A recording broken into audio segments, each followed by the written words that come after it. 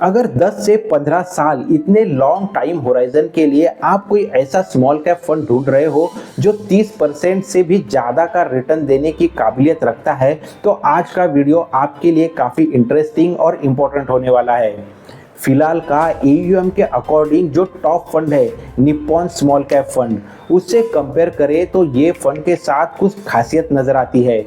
उसको भी वीडियो में कहीं पे हमने डिस्कस किया है, जो आपके लिए काफ़ी इंटरेस्टिंग एस्पेक्ट हो सकता है, जो आपको ये फंड में इन्वेस्टमेंट करे या ना करे वो डिसाइड करने में हेल्प करेगा। तो आप ये वीडियो को पूरा देखें और खुद का डिसीजन ले। लेकिन हाँ, वीडियो कहीं पे भी आपको इन्वेस्टमेंट की राय नहीं देता, ये कंप्लीटली एजुकेशन पर्पज से बनाया हुआ है। वीडियो को आप कंप्लीटली देखें और आपकी क्या राय है वो भी कमेंट करके बताएं। तो जिस फंड की हम बात कर रहे हैं वो है बंधन स्मॉल कैप फंड। ये फंड अगर रिटर्न के हिसाब से देखें तो क्या टॉप परफॉर्मर है क्या, वो पहले हम चेक कर लेते हैं।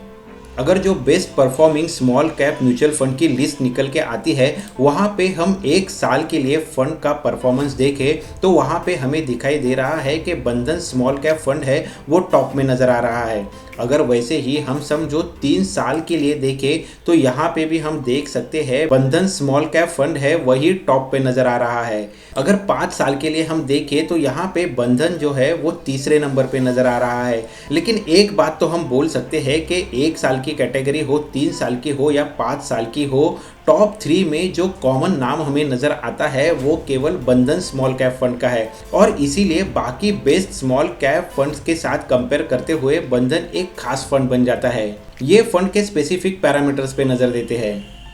बंधन स्मॉल कैप के अगर स्पेसिफिक फीचर्स देखें वो तो काफ़ी इंटरेस्टिंग है। अगर बंधन स्मॉल कैप का इंसेप्शन देखें तो तब से ये केवल 5 साल का फंड है, मतलब फरवरी 3, 2020 से इसका इंसेप्शन है। हालांकि कोविड के पीरियड को ये इंसेप्शन हुआ है, लेकिन उसके बावजूद भी उसी का फ़ायदा भी ये फंड ने अच्छे से उठाया हुआ है, ऐसा नज़र आता है।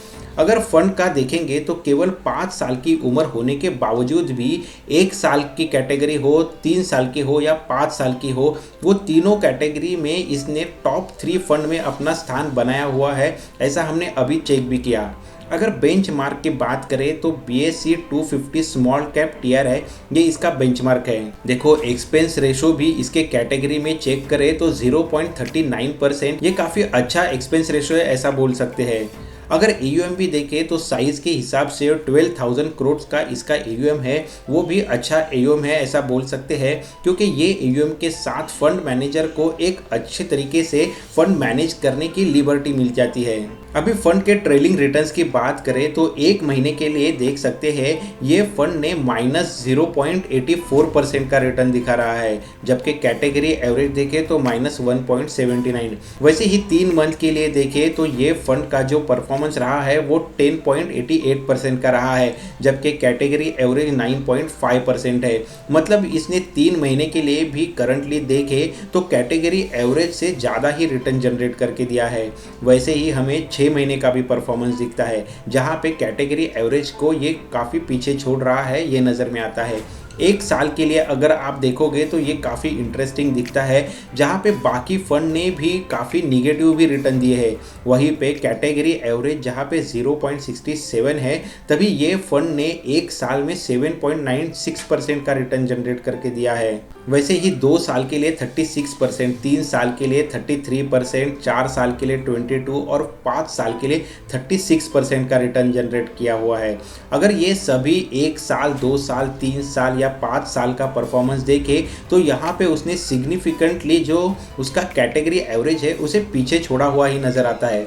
मतलब फंड कंसिस्टेंटली अच्छा परफॉर्म कर रहा है, यही हमें इस फंड के ये ट्रेलिंग रिटर्न से नज़र आता है। अगर ये फंड का एसेट एलोकेशन देखोगे तो देखो स्मॉल कैटेगरी का फंड होने की वजह से इसमें जो स्मॉल कैप कंपनीज में इन्वेस्टमेंट होनी चाहिए वो कम से कम 65% की तो होनी चाहिए। और हम यहाँ पे देख सकते हैं स्मॉल कैप में यहाँ की जो इन्वेस्टमेंट है वो टोटल 68.64% की है, और बाकी जो इन्वेस्टमेंट है वो लार्ज कैप और मिड कैप में काफ़ी कम हमें नज़र आती है। हालांकि ये तो सेबी का रूल ही है, उसी अनुसार यहाँ पे स्मॉल कैप में 68% 10% की मैक्सिमम इन्वेस्टमेंट हमें दिखाई दे रही है। यहाँ पे जो टॉप सेक्टर्स कौन से हैं वो भी हम देख सकते हैं। अगर फाइनेंशियल सेक्टर में देखें तो यहाँ पे 19% की इन्वेस्टमेंट दिख रही है, वैसे ही हेल्थ केयर में 11% की और कंस्ट्रक्शंस और सर्विसेज में 8% के आसपास दिखाई दे रही है। अगर इसका डिटेल पोर्टफोलियो देखें तो फंड में जो नंबर ऑफ स्टॉक्स है वो 184 है, मतलब फंड काफ़ी डाइवर्सिफाइड है ऐसा हम बोल सकते हैं। अभी फंड के इंपॉर्टेंट रेशोज देख लेते हैं। जो एडवांस रेशो है वो हमें ये समझने में मदद करेंगे कि फंड हमारे लिए कितना फ़ायदेमंद हो सकता है। अभी अगर एडवांस रेशो देखेंगे हम तो पहले अल्फ़ा की बात करते हैं। अल्फ़ा अगर हम यहाँ पे इस फंड का देखें तो 7.17 नज़र आ रहा है। अल्फ़ा हमें क्या बताता है कि फंड बेंचमार्क से कंपेयर करते हुए कितना ज़्यादा रिटर्न बना के दे रहा है। यानी कि समझो इसका जो बेंचमार्क है, जो BSE 250 स्मॉल कैप TRI है, वो अगर समझो 10% का रिटर्न दे रहा है तो ये फंड 10+7 यानी 17% का रिटर्न दे सकता है, ऐसा हम एक्सपेक्टेशन ले सकते हैं। लेकिन देखो ये इतना आसान नहीं है, लेकिन एक ओवरऑल ये मोटा मोटा हमें आइडिया देता है कि कितना हम ये फंड से एक्सपेक्टेशन रख सकते हैं। अभी बीटा का भी फंड के रिटर्न में काफ़ी इंपॉर्टेंट रोल होता है। यहाँ पे हम बीटा देखें तो 0.90 होता है। ये भी बेंचमार्क से कंपेयर करें तो देखो बेंचमार्क का अगर समझो जो बीटा है वो 1 माना जाता है, और अगर ये फंड का बीटा देखें तो 0.90 दिखा रहा है। मतलब फंड की जो वोलेटिलिटी होती है वो बताने के लिए ये रेशो हमें मदद करता है। अगर एक का जो बेंचमार्क का रेशो है उसे कंपेयर करें तो ये कम है, मतलब फंड बेंचमार्क से कम वोलेटाइल है, ऐसा हम यहाँ पे कंक्लूड कर सकते हैं, जो हमारे लिए एक अच्छी चीज़ बोली जा सकती है। अगर शार्प रेशो देखेंगे तो 1.27 है। देखो अगर फंड मैनेजर इन्वेस्ट करता है तो अभी भी हमने जैसे एसेट एलोकेशन देखा तो वहाँ पे 2 ऑप्शंस थे, एक तो इक्विटी और दूसरा डेट में हम समझते हैं कि जो भी इन्वेस्टमेंट है वो काफ़ी सिक्योर होती है, लेकिन जब भी इक्विटी में हमारी इन्वेस्टमेंट चली जाती है तो वो रिस्की हो जाती है, तो वहाँ पे हम रिस्क ले रहे हैं। तो वो रिस्क एडजस्टेड जो रिटर्न होता है वो जो हमें समझाने की कोशिश करता है, उसके लिए शार्प रेशो हमें फ़ायदेमंद होता है। अगर समझो शार्प रेशो 1 से ज़्यादा है और वो जितना ज़्यादा हो उतना फंड के लिए बेहतर है, मतलब फंड भले ज़्यादा रिस्क ले रहा है लेकिन उसके बावजूद वो रिटर्न भी अच्छा क्रिएट करके दे रहा है।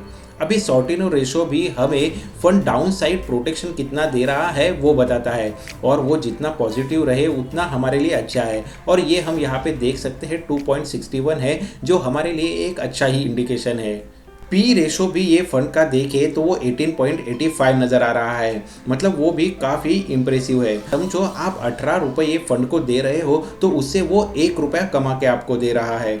अगर देखो स्टॉक के बारे में देखें तो पी हमें क्लियर आइडिया दे देता है, लेकिन अभी जब भी हम म्यूचुअल फंड की बात करते हैं तो यहाँ पे मल्टीपल स्टॉक्स होने की वजह से पी रेशो से हमें एकदम क्लियर इंडिकेशन नहीं मिलता, लेकिन एक ओवरऑल आइडिया मिल जाता है कि फंड का परफॉर्मेंस कैसा है।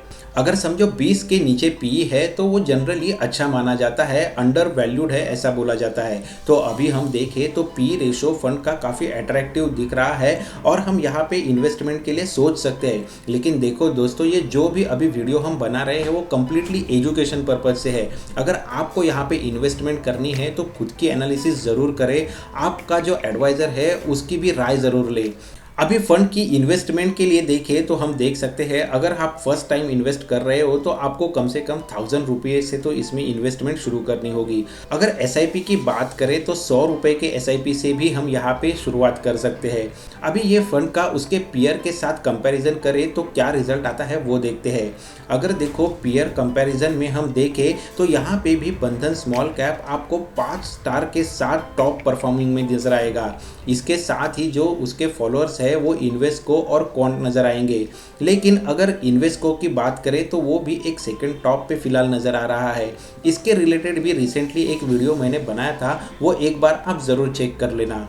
तो बंधन स्मॉल कैप कैसे टॉप परफॉर्मर है वो तो हमने देखा, लेकिन देखो अगर जैसे वीडियो के स्टार्ट में भी मैंने बोला था, ये फंड की एक खासियत है जिसके बारे में अभी हम बात करते हैं। देखो जब भी हम म्यूचुअल फंड में इन्वेस्ट करते हैं तो हमारे लिए जो सबसे ज़्यादा इम्पोर्टेंट कुछ हो जाता है तो वो होता है फंड मैनेजर, जिसके ऊपर रिलाय करके हम हमारी इन्वेस्टमेंट वो म्यूचुअल फंड में करते हैं। अगर ये बंधन स्मॉल कैप फंड की बात करें तो वो एक काफ़ी इंटरेस्टिंग बात हमें नज़र आएगी। हम यहाँ पे देख सकते हैं कि स्मॉल कैप फंड में अगर जो टॉप परफॉर्मिंग फंड्स है उसमें अगर हम AUM के हिसाब से देखें तो हमें निप्पॉन स्मॉल कैप फंड है उसका AUM सबसे ज़्यादा नज़र आता है। अगर हम बंधन स्मॉल कैप के जो फंड मैनेजर्स है उनको देखने जाए तो आप एक चीज़ देख सकते हैं कि जो इनके मेन फंड मैनेजर है वो मनीष गुनवानी है। मनीष गुनवानी के बारे में आप देखोगे तो आपको एक इंटरेस्टिंग बात पता चलेगी। वो पहले निप्पॉन म्यूचुअल फंड के लिए काम करते थे।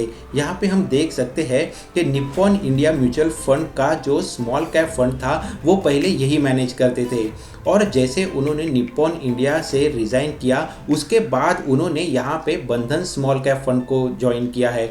और यही काफ़ी इंटरेस्टिंग बात हो जाती है। ये क्यों वो भी मैं बताता हूँ। इन्होंने जनवरी 2023 में बंधन स्मॉल कैप को ज्वाइन किया है। अगर हम फंड का परफॉर्मेंस देखेंगे तो वो काफ़ी इंटरेस्टिंग नज़र आएगा। देखो फंड का जब से इंसेप्शन है तब से दिसंबर 2022 तक फंड का परफॉर्मेंस जो था वो काफ़ी एवरेज नज़र आ रहा है।